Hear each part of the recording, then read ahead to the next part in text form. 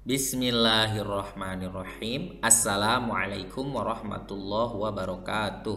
Saya Arif Rahman Sidik, CGP Angkatan 6 dari Kabupaten Pandeglang. Fasilitator Bapak Safrizal MSOS. Pengajar praktik Bapak Didi Haryadi MPD. Pada video ini saya akan memaparkan koneksi antar materi tentang coaching untuk supervisi akademik.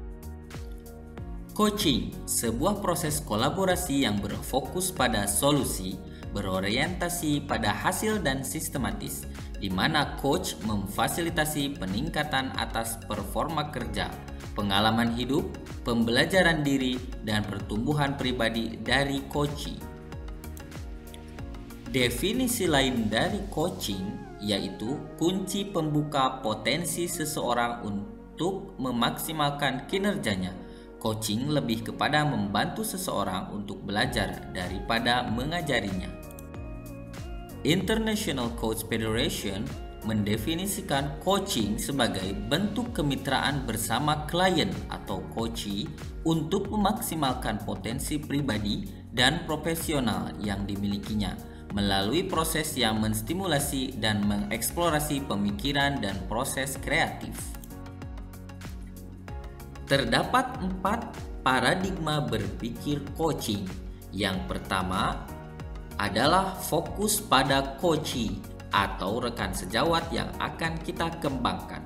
Pada saat kita mengembangkan kompetensi rekan sejawat kita memusatkan perhatian kita pada rekan yang kita kembangkan, bukan pada situasi yang dibawanya dalam percakapan. Paradigma berpikir coaching yang kedua adalah bersifat terbuka dan ingin tahu. Kita perlu berpikir terbuka terhadap pemikiran-pemikiran rekan sejawat yang kita kembangkan. Agar kita dapat bersikap terbuka, kita perlu selalu berpikir netral terhadap apapun yang dikatakan atau dilakukan rekan kita saat praktik percakapan coaching. Paradigma berpikir coaching yang ketiga adalah memiliki kesadaran diri yang kuat. Kesadaran diri yang kuat membantu kita untuk bisa menangkap adanya perubahan yang terjadi selama pembicaraan dengan rekan sejawat. Kita perlu mampu menangkap adanya emosi atau energi yang timbul dan mempengaruhi percakapan, baik dari dalam diri sendiri maupun dari rekan kita. Paradigma berpikir coaching yang keempat adalah mampu melihat peluang baru dan masa depan. Kita harus mampu melihat peluang perkembangan yang ada dan juga bisa membawa rekan kita melihat masa depan. Coaching mendorong seseorang untuk fokus pada masa depan karena apapun situasinya saat ini, yang masih bisa diubah adalah masa depan. Prinsip coaching terdiri dari 3 bagian. Yang pertama adalah kemitraan. Dalam coaching, posisi coach terhadap coachee-nya adalah mitra. Itu berarti setara, tidak ada yang lebih tinggi maupun lebih rendah. Coachee adalah sumber belajar bagi dirinya sendiri. Coach merupakan rekan belajar bagi coachee-nya dalam membantu coachee belajar dari dirinya sendiri. Prinsip coaching berikutnya yaitu proses kreatif. Coaching adalah proses mengantarkan seseorang dari situasi dia saat ini ke situasi ideal yang diinginkan di masa depan. Hal ini tergambar dalam prinsip coaching yang kedua yaitu proses kreatif. Proses kreatif ini dilakukan melalui percakapan yang 2 arah, memicu proses berpikir coachee, memetakan dan menggali situasi coachee untuk menghasilkan ide-ide baru. Prinsip coaching yang ketiga adalah memaksimalkan potensi. Untuk memaksimalkan potensi dan memberdayakan rekan sejawat, percakapan perlu diakhiri dengan suatu rencana tindak lanjut yang diputuskan oleh rekan yang dikembangkan, yang paling mungkin dilakukan dan paling besar kemungkinan berhasilnya. Selain itu juga, percakapan ditutup dengan kesimpulan yang dinyatakan oleh rekan yang sedang dikembangkan. Berdasarkan International Coaching Federation, ada 8 kompetensi inti coaching. Namun, untuk kebutuhan pendidikan guru penggerak, kita mempelajari 3 kompetensi inti, yaitu yang pertama, kehadiran penuh atau presence. Kehadiran penuh atau presence adalah kemampuan untuk bisa hadir utuh bagi coachee, atau di dalam coaching disebut sebagai coaching presence, sehingga badan, pikiran, hati selaras saat sedang melakukan percakapan coaching. Kehadiran penuh ini adalah bagian dari kesadaran diri yang akan membantu munculnya paradigma berpikir dan kompetensi lain saat kita melakukan percakapan coaching. Kompetensi coaching yang kedua yaitu mendengarkan aktif. Seorang coach yang baik akan mendengarkan lebih banyak dan lebih sedikit berbicara. Dalam percakapan coaching, fokus dan pusat komunikasi adalah pada diri coachee, yakni mitra bicara. Dalam hal ini, seorang coach harus dapat mengesampingkan agenda pribadi atau apa yang ada di pikirannya termasuk penilaian terhadap coachee. Kompetensi yang ketiga yaitu mengajukan pertanyaan berbobot. Dalam melakukan percakapan coaching, keterampilan kunci lainnya adalah mengajukan pertanyaan dengan tujuan tertentu atau pertanyaan berbobot.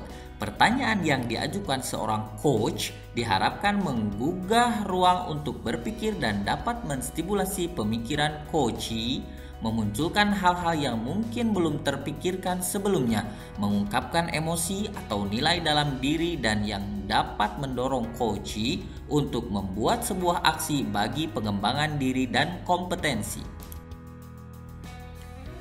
Untuk mengajukan pertanyaan berbobot hasil dari mendengarkan aktif, kita bisa menggunakan rasa yang diperkenalkan oleh Julian Treasure. Rasa merupakan akronim dari receive, perhatikan pembicara, terima semua ucapan, dan dengarkan kata kunci. Appreciate, beri sinyal Anda mendengarkan. Oke, ya, mengangguk, kontak mata. Kemudian ask, ajukan pertanyaan untuk memperdalam. Dan berikutnya summarize, rangkum yang Anda tangkap untuk dijadikan kata kunci. Dalam melaksanakan percakapan coaching, kita dapat menggunakan alur Tirta yang merupakan akronim dari T, tujuan. Tujuan umum atau tahap awal di mana kedua pihak, coach dan coachee, menyepakati tujuan pembicaraan yang akan berlangsung. Idealnya tujuan ini datang dari coachee. Yang kedua, I, identifikasi. Coach melakukan penggalian dan pemetaan situasi yang sedang dibicarakan dan menghubungkan dengan fakta-fakta yang ada pada saat sesi. Yang ketiga, R, rencana aksi. Rencana aksi atau pengembangan ide atau alternatif solusi untuk rencana yang akan dibuat. Yang keempat, TA, tanggung jawab. Membuat komitmen atas hasil yang dicapai dan untuk langkah selanjutnya. Terdapat 4 percakapan berbasis coaching, yaitu percakapan untuk perencanaan, percakapan untuk pemecahan masalah, percakapan untuk refleksi diri, dan percakapan untuk kalibrasi.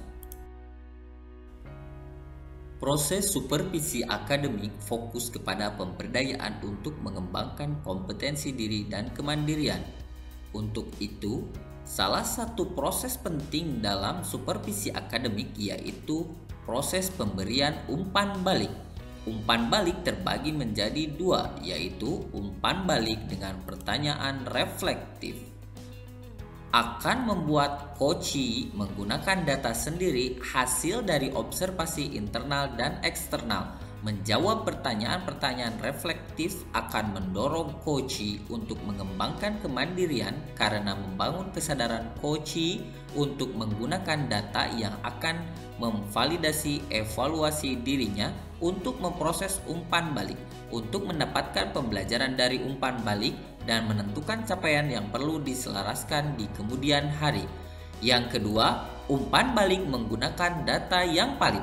Tujuan umpan balik dengan prinsip dan paradigma berpikir coaching yang artinya bebas dari penilaian akan mendorong coachee untuk melakukan identifikasi, observasi, dan mengumpulkan dari datanya sendiri. Peran coach bisa membantu coachee untuk memberikan umpan balik berdasarkan data sesuai yang dibutuhkan coachee untuk pengembangan dirinya. Hal-hal yang harus diperhatikan saat memberikan umpan balik dengan prinsip coaching. 1. Tujuan pemberian umpan balik adalah untuk membantu pengembangan diri coachee. 2. Tanpa umpan balik, orang tidak akan mudah untuk berubah. 3. Sesuai prinsip coaching, pemberian umpan balik tetap menjaga prinsip kemitraan. 4. Selalu mulai dengan memahami pandangan atau pendapat coachee. Supervisi akademik. Definisi: serangkaian aktivitas yang bertujuan untuk memberikan dampak secara langsung pada guru dan kegiatan pembelajaran mereka di kelas. Tujuan: pemberdayaan dan pengembangan kompetensi diri dalam rangka peningkatan performa mengajar dan mencapai tujuan pembelajaran. Prinsip-prinsip supervisi akademik dengan paradigma berpikir coaching. 1. Kemitraan, proses kolaboratif antara supervisor dan guru. 2. Konstruktif, bertujuan mengembangkan kompetensi individu. 3. Terencana. 4. Reflektif. 5. Objektif, data atau informasi diambil berdasarkan sasaran yang sudah disepakati. 6. Berkesinambungan.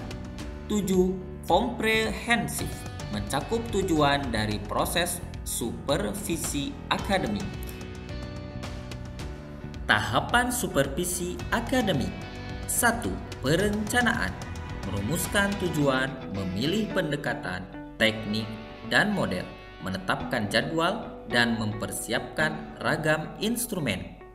2. Pelaksanaan, keterlibatan guru dalam kegiatan-kegiatan sekolah, observasi kelas atau supervisi klinis, dan pelatihan. 3. Tindak lanjut, perencanaan pengembangan diri dan pengembangan proses pembelajaran.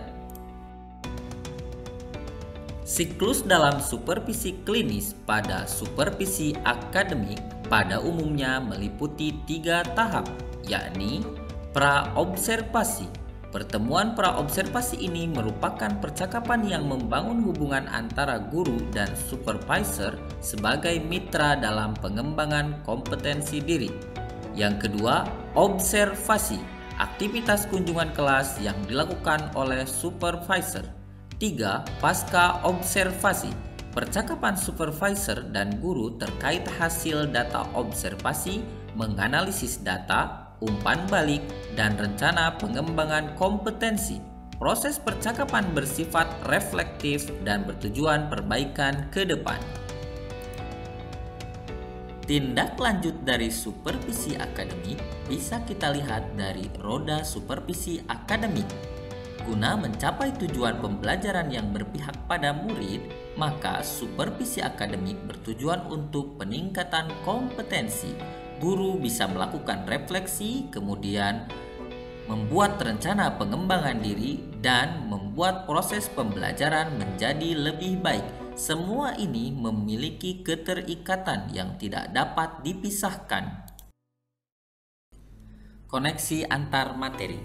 Rangkaian modul 2 praktik pembelajaran yang berpihak pada murid yang dimulai dengan modul 2.1 pembelajaran untuk memenuhi kebutuhan belajar murid dilanjutkan dengan modul 2.2 pembelajaran sosial dan emosional, dan kemudian modul 2.3 coaching untuk supervisi akademik menyajikan menu yang lengkap untuk kita sebagai guru agar dapat mencapai tujuan utama yang menjadi judul utama pada modul 2 ini, yaitu praktik pembelajaran yang berpihak pada murid. Diawali dengan materi tentang bagaimana guru dapat memenuhi kebutuhan belajar murid dengan pembelajaran berdiferensiasi, Kemudian dilanjutkan dengan materi yang fokus kepada kompetensi sosial dan emosional yang harus dimiliki guru dan digunakan untuk menanamkannya kepada murid.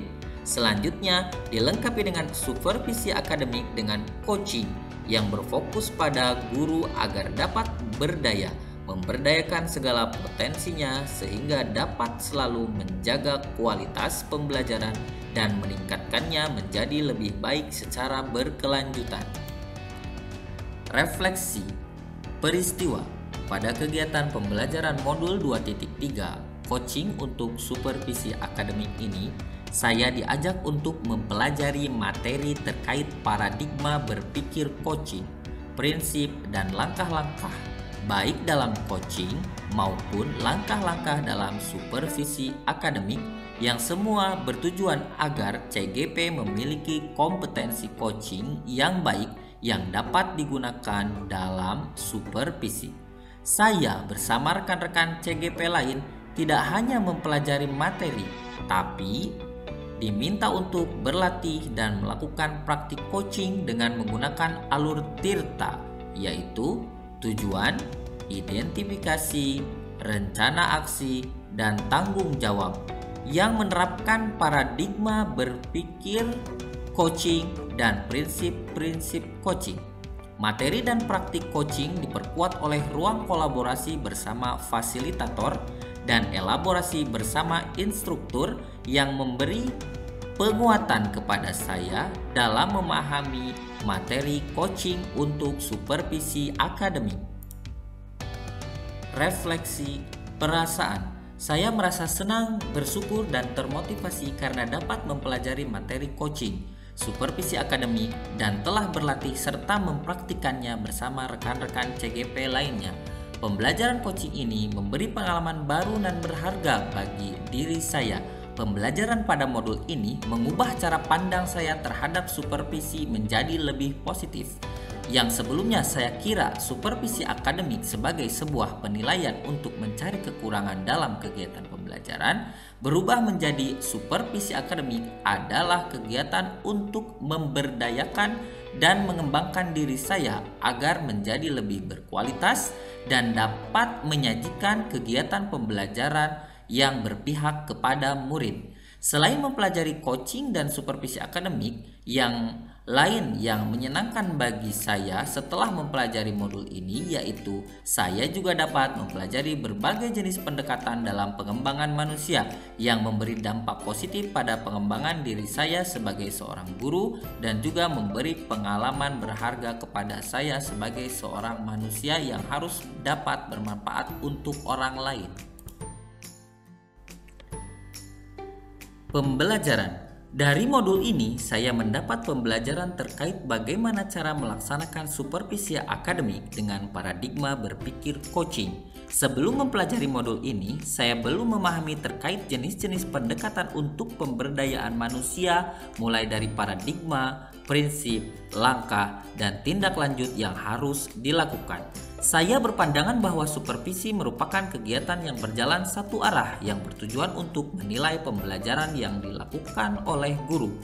Setelah mengalami pembelajaran secara langsung, saya menyadari bagaimana seharusnya saya bertindak sebagai seorang guru, tidak hanya tentang murid tapi juga tentang diri sendiri dan rekan sejawat. Dari kegiatan pembelajaran ini, saya mendapatkan pengalaman dan kompetensi tentang bagaimana menjadi coach yang harus menjadi mitra dalam memberdayakan segala potensi yang dimiliki coachee agar dapat mengembangkan diri dan selanjutnya berdampak pada kegiatan pembelajaran yang dilaksanakan menjadi lebih baik. Penerapan ke depan. Setelah mengikuti modul ini, saya akan berusaha menerapkan pendekatan coaching dengan alur percakapan TIRTA kepada murid dan rekan sejawat agar saya dapat menguasai kompetensi coaching dan dapat melaksanakan supervisi akademik dengan baik sesuai dengan paradigma dan prinsipnya. Selain itu, saya akan mengajak rekan CGP di sekolah untuk bisa saling melakukan supervisi akademik pada kegiatan pembelajaran yang di dalamnya menerapkan pembelajaran berdiferensiasi dan pembelajaran sosial emosional.